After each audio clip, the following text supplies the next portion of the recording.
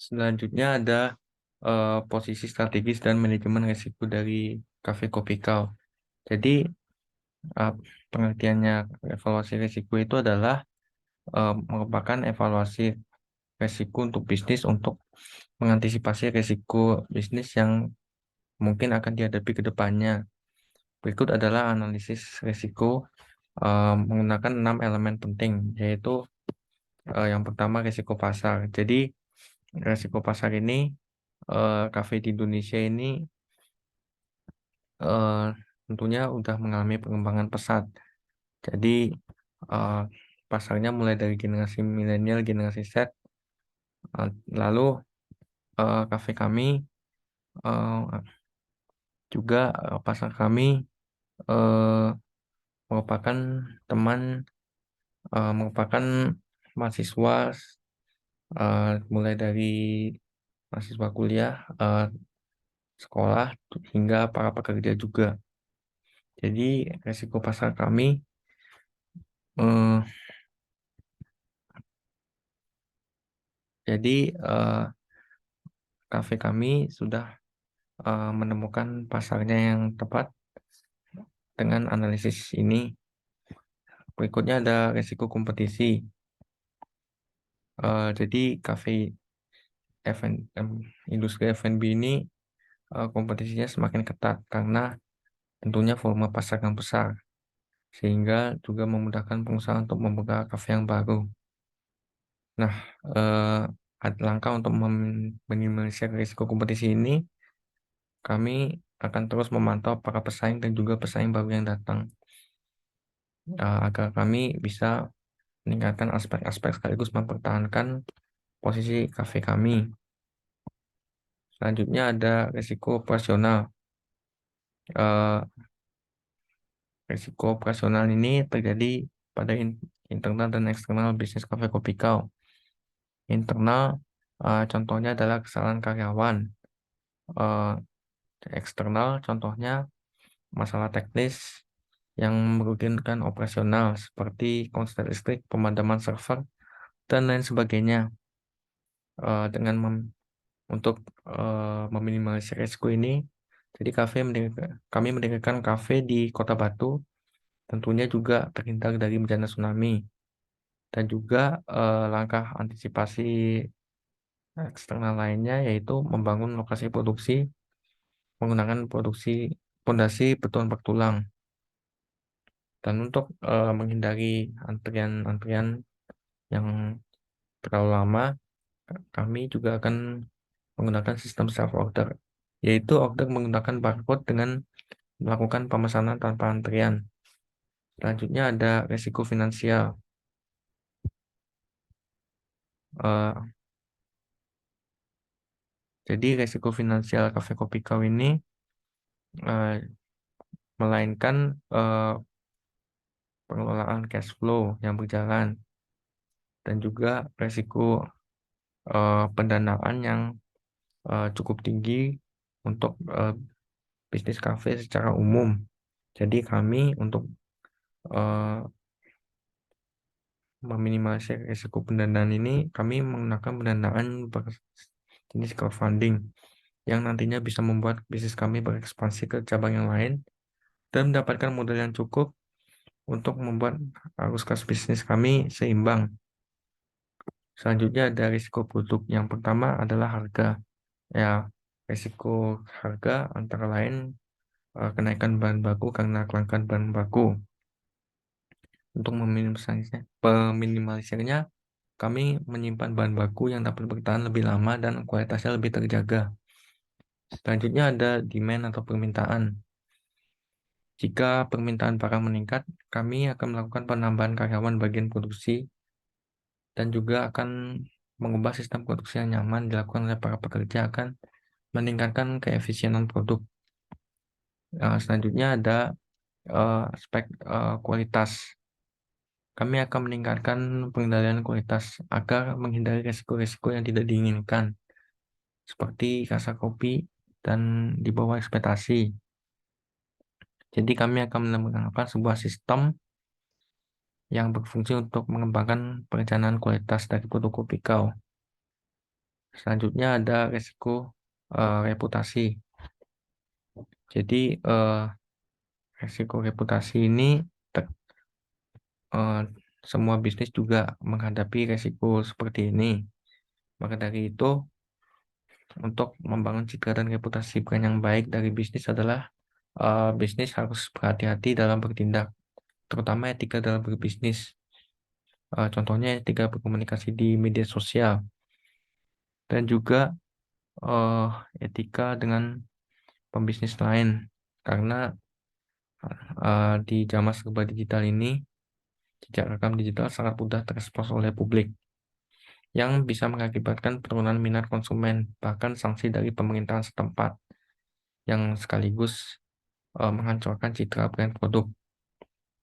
Untuk meminimalisirnya ini, kami akan melakukan training kepada karyawan yang berkaitan dengan etika melayani pelanggan, agar eh, karyawan kami bisa beretika dengan benar kepada konsumen, maupun juga etika dari bisnis kepada saat menjalin kerjasama pun juga harus diperhatikan. Selanjutnya ada evaluasi resiko global. Hmm, Evaluasi risiko secara global antara lain gangguan rantai pasokan.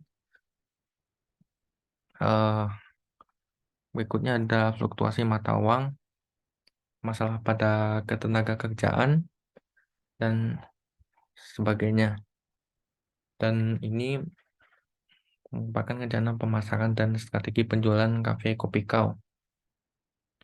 Eh, Rencana pemasaran itu adalah perencanaan sebuah bisnis untuk memperkenalkan dan mengkomunikasikan produk atau layanan mereka pada semua orang untuk mencari pelanggan yang potensial.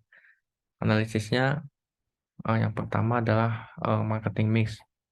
Marketing mix ini yang terdiri dari produk, price, place, dan juga promotion. Eh, jadi yang pertama, kafe kopi kau ini merupakan kafe yang memiliki karakteristik makanan Indonesia yang populer di kalangan masyarakat. Menu kopi kafe kau juga secara umum terdiri dari kopi khas Indonesia dan juga makanan khas Indonesia. Nantinya kami juga akan melakukan beberapa pembaruan menu kreasi kami dan juga snack dan menu kreasi yang sedang berkembang di masyarakat. Kami juga selalu berfokus untuk mengembangkan menu yang sedang berkembang di masyarakat. Yang kedua, eh, dari dari segi harga, Cafe Kopi Kau menawarkan harga yang relatif bisa dijangkau, mulai dari kalangan bawah dan juga kalangan menengah. Karena harga yang kami berikan mulai dari 17.000 produk makanan, 10.000 kopi kami, dan 5.000 untuk minuman lainnya. Selanjutnya ada analisis tempat. Cafe Kopi Kau ini berlokasi di Kota Batu. Berdasarkan hasil riset kami, Kota Batu banyak dikunjungi mahasiswa, pekerja dari Malang maupun warga lokal setempat. Lokasi Kota Batu pun juga relatif berada di dataran yang lebih tinggi dibanding Kota Malang. Jadi, eh, maka dari itu, kami memilih untuk menempatkan di kafe kami berada di Kota Batu. Dan juga yang terakhir adalah aspek promotion. Cafe Kopi Kau ini promosinya dilakukan melalui media sosial dan komunitas para pecinta motor. Dengan promosi melalui komunitas para pecinta motor, kami berharap bisa menarik target pelanggan kami lebih cepat dengan promosi yang kami tawarkan. Selanjutnya ada poin diferensiasi Kopi Kau. Jadi Kopi Kau ini merupakan kafe dengan bisnis kuliner dengan memfokuskan kenyamanan pelanggan. Maka kami akan memberikan sentuhan perbedaan dibanding kafe kompetitor. Perbedaan yang dilakukan kafe kami adalah tempat duduk kafe kami terdiri dari 50% itu tempat lesehan, agar memberikan banyak tempat bagi para pelanggan untuk bersantai, bertemakan vintage yang berkaitan dengan otomotif terkhusus motor.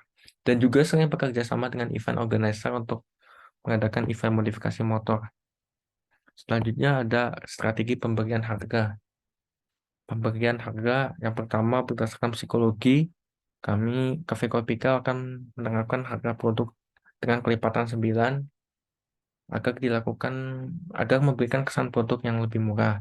Selanjutnya berdasarkan lokasi, Cafe Kopika menyesuaikan harga berdasarkan lokasi kafe kami. Selanjutnya berdasarkan bonus, kami akan memberikan paket bundel pada acara-acara dengan mengkombinasikan dua atau lebih produk. Selanjutnya berdasarkan value, kami memberikan value agar memberikan kesan harga yang lebih terjangkau dari dari kompetitor yang lain. Selanjutnya promotion mix yang terdiri dari pengiklanan. Jadi pengiklanan kafe kami menggunakan media sosial pada umumnya, relasi publik. eh, Kami yang seperti yang tadi sudah dijelaskan akan mengadakan event modifikasi motor di saat anniversary dan saat musim lainnya juga, dan melakukan beberapa kegiatan sosial. Promosi penjualan, kafe kami menggunakan strategi sales promotion agar paket pasar kami lebih tertarik kepada produk kami dengan mencoba suatu produk. Eh, Berikutnya ada proses penjualan. Yang pertama prosesnya prospecting, yang kedua the initial contact, yang berikutnya qualifying the lead, sales presentation, meeting objection and concern, dan ada closing the sale, dan yang terakhir ada follow up. Selanjutnya ada manajemen operasional. Berikut merupakan 4 fungsi manajemen di Cafe Kopi Kau. Yang pertama adalah planning. Cafe Kopi Kau tidak hanya menawarkan makanan dan minuman yang dinikmati oleh para pelanggan, namun juga menawarkan fasilitas untuk konsumen kami untuk saling bercengkrama dengan kenyamanan yang mampu memuaskan konsumen. Planning kami adalah produk kami, eh, kami berusaha agar produk kami tidak hanya dinikmati bukan dari sekedar makanannya, namun juga dapat menikmati istirahat senyaman mungkin dan menikmati rasa yang tidak terlupakan, ag- guna membangun image brand kami yang kuat. Eh, Selanjutnya ada organizing. Eh, Organisasi dalam kafe Kopi Kau menggunakan sistem manajemen vertikal yang terdiri yang pertama manajemen puncak yang bertugas eh, bertanggung jawab atas manajemen operasional bisnis, merumuskan strategi jangka panjang dan sebagainya. Selanjutnya ada manajemen menengah. Tugas utamanya yaitu menyusun dan mengatur keuangan dan pemasaran dan membantu melakukan manajemen sumber daya manusia. Berikutnya manajemen fungsional yang bertanggung jawab atas karyawan dan melakukan pelatihan pada karyawannya. Leading yang berikutnya adalah leading. Jadi Cafe Kopikau eh, memiliki fungsi leading yaitu memimpin operasional dari bisnis yang dijalankan. Jadi eh, leading ini dijalankan oleh general manager yang memiliki prinsip terhadap kepemimpinan yang kuat untuk memimpin seluruh operasional karyawan di kafe. Tugasnya yaitu menyusun dan memutuskan goals yang objektif yang bersifat achievable kepada karyawan, mampu menjelaskan goals atau objektif yang ingin dicapai. Yang terakhir ada controlling. Cafe Kopikau memiliki fungsi controlling yang berfungsi untuk melakukan pengamatan pada produk kami agar dapat menarik target konsumen yang kami tawarkan. Selanjutnya adalah perencanaan strategi operasional. Jadi kafe kami akan merencanakan strategi operasional pada karyawan. Karyawan kami harus melakukan berbagai tugas penting kegiatan operasional seperti menangani semua masalah di kafe dengan profesional dan cepat, menanggapi permintaan dan keluhan konsumen dengan bahasa yang profesional dan cepat, melakukan perbaikan pada peralatan di kafe, memberikan pelayanan yang terbaik, dan juga menerima kritik dan saran yang diberikan oleh pelanggan. Berikutnya ada perencanaan teknologi.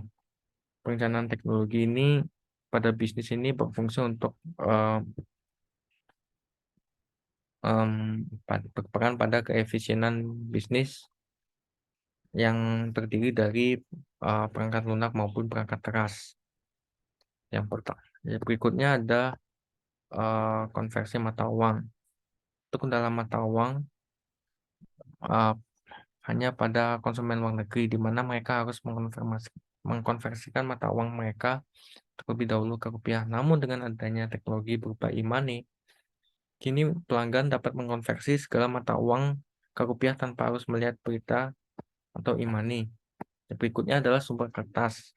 CV kami menyediakan sumber administrasi dokumen pada umumnya berupa printer. Tentu saja untuk mengeprint dokumen-dokumen serta penyimpanan dokumen berbasis online. Berikutnya standar pengukuran kafe kami menggunakan standar pengukuran berbasis internasional, dan juga aspek bahasa. Masalahnya biasa dihadapi adalah uh, ketika menggunakan teknologi perangkat lunak baru, yaitu memahami sebuah bahasa dari software teknologi yang tidak dipahami. Maka dari itu kafe kami juga merekrut karyawan yang berpengalaman dengan software dan tentunya bisa setidaknya memahami bahasa asing, minimal bahasa Inggris. Langkah Cafe Kopikal, yaitu Cafe Kopikal akan menginvestasikan sebagian dana untuk melakukan pembaruan pada software teknologi dan bekerja sama dengan ahli IT untuk menciptakan sistem uh, pada pada operasional kafe yang tentunya membantu memudahkan operasional kafe seperti sistem input bahkan dari supplier, sistem kasir dan lain sebagainya. Nah, ini adalah budget yang kami keluarkan untuk teknologi. Nah, jadi secara keseluruhan ini investasi kami itu meningkat dikarenakan kami ingin memfasilitasi karyawan kami dengan teknologi untuk memudahkan operasional kafe, dan juga kami rencananya akan membuka cabang yang kedua di jalan menuju Pantai Batu Bengkung, dan cabang yang ketiga di uh, cabang yang kedua di daerah Kediri, dan cabang yang ketiga di daerah Batu Bengkung. Berikutnya, ini merupakan software-software yang diperlukan ya pada kafe umumnya adalah Excel, Word, dan juga beberapa software-software lainnya. Hardware yang diperlukan uh, adalah PC, laptop, printer, um, dan sebagainya. Peralatan telekomunikasi yang diperlukan adalah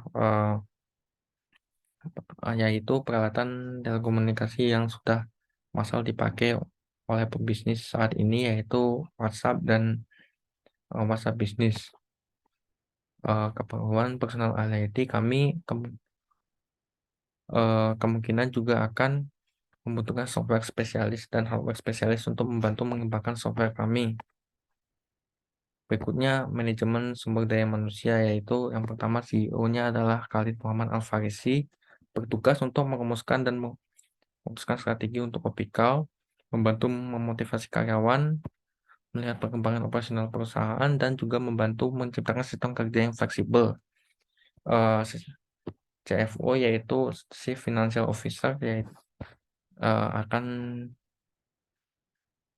dilakukan oleh Tarnama yang bertugas untuk merumuskan strategi finansial Cafe Kopikau ke depannya dan membuat keputusan terkait strategi finansial.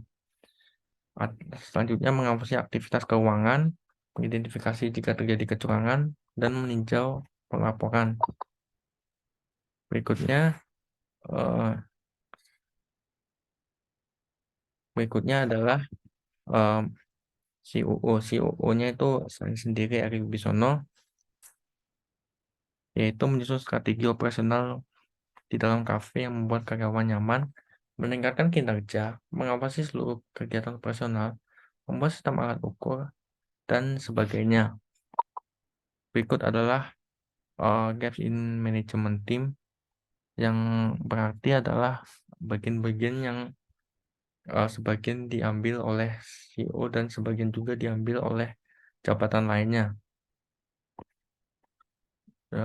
Berikut ini adalah gambar dari organisasional chart dari Cafe Kopikau. Selanjutnya, manajemen keuangan akan dijelaskan oleh teman saya ternama. Selanjutnya saya akan menjelaskan tentang manajemen keuangan. Satu, modal kepemilikan. Modal kepemilikan yang dimiliki perusahaan diperoleh dari investasi pribadi. Khalid sebagai CEO dengan investasi pribadi 35% yaitu 500 juta. Ternama sebagai CFO 25% dengan total 125 juta. Erik Wibisono dengan posisi COO dengan dengan persen kepemilikan 25% dan investasi pribadi sekitar 250 juta. Dan kami juga mengambil investor dari luar sekitar 12% dengan investasinya sekitar 125 juta. Secara keseluruhan, dana yang untuk membangun kafe Kopi Kau digunakan untuk pendanaan pembangunan properti, peralatan, dan perlengkapan kafe, serta pembelian bahan baku kafe. Dan total investasi kafe Kopi Kau berkisar 1 miliar. Kedua, laporan keuangan Kopi Kopi Kau. Nah, jadi secara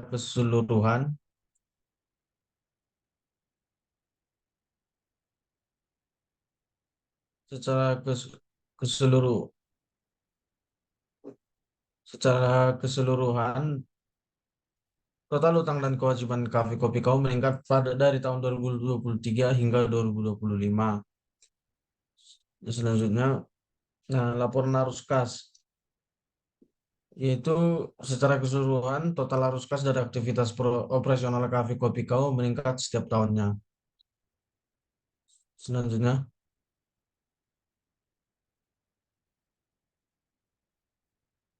selanjutnya,